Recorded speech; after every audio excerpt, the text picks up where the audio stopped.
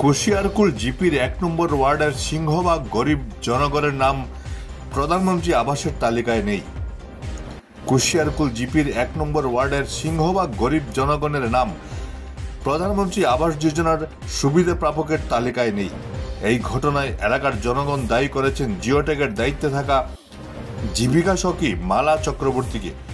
গতকাল এক সাংবাদিক সম্মেলনে এলাকার জনগণ জানান, জিওটেক করার জন্য জীবিকা সখী একদিনও আসেননি গ্রামে, ফলে গরিবদের নাম তালিকায় অন্তর্ভুক্ত হয়নি।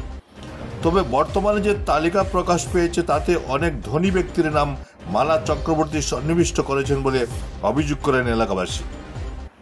Bureau report, Barak Bishen. ১ number ward Kushiarkul জিপির মানুষ, কিন্তু আমি যে আমার একটা ছেলেও নাই, তারপরে আমার স্বামীও নাই, আমি নিশ্চয় মানুষের করে কাজ করে খাই। আমার কেলাই আমার এটা মালা চক্রবর্তী কেলাই আমার এটা মানে জিওটেক্স করলাম না। আমার ঘরটাকে সরকারি কোনো কিছু আমি পাই না, খালি শুধু একটা রেশন কার্ড আছে আমার, আর কোনো কিছু নাই।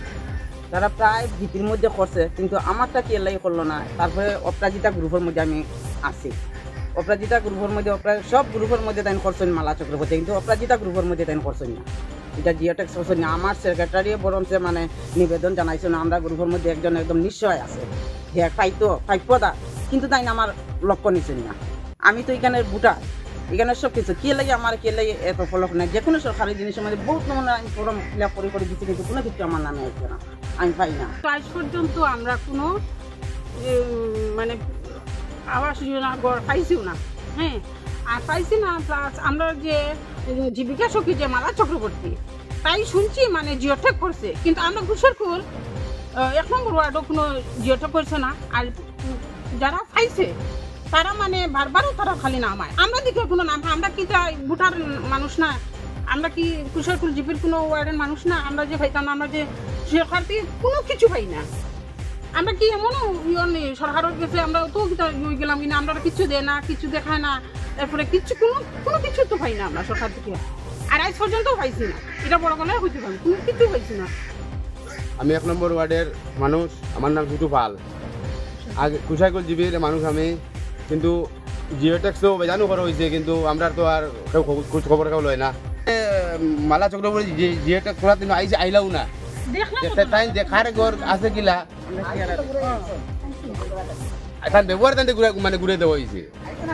আইসুন ঠিক আছে, তাই আইসুন ঠিক আছে, কিন্তু তাই ঘুরে দেওয়া কি কারণে ঘুরে দেওয়া তান্ডে তাই একটা কোনো কিছু গলতি আছে, সব তো মানুষ বুদ্ধ নাই। হ্যাঁ, তো আমরা ওটাও চাই যে তাই কি কারণে মানুষ বুঝি জিওটেক্স করি গেলা কি তাই নিকা নয়। আমরা কুশিয়ারকুল জিপির ১ নম্বর ওয়ার্ডের আমরা জনসাধারণ, আমরা ওটাও জানতে চাই প্রধানমন্ত্রী আবাস যেটা ঘর, যেটা এই ঘরটা তো জিওটেক হওয়ার লাগে আমরা সবই জানি যে জীবিকা সখী ইয়া করত, তো বর্তমানে জীবিকা সখী আমরা দেখানো আইসে না। আমরা যতজন আছি তোর কাছে গিয়া জিওটেকও করছে না বা তাই আইসে না, কোনো যোগাযোগ করছে না।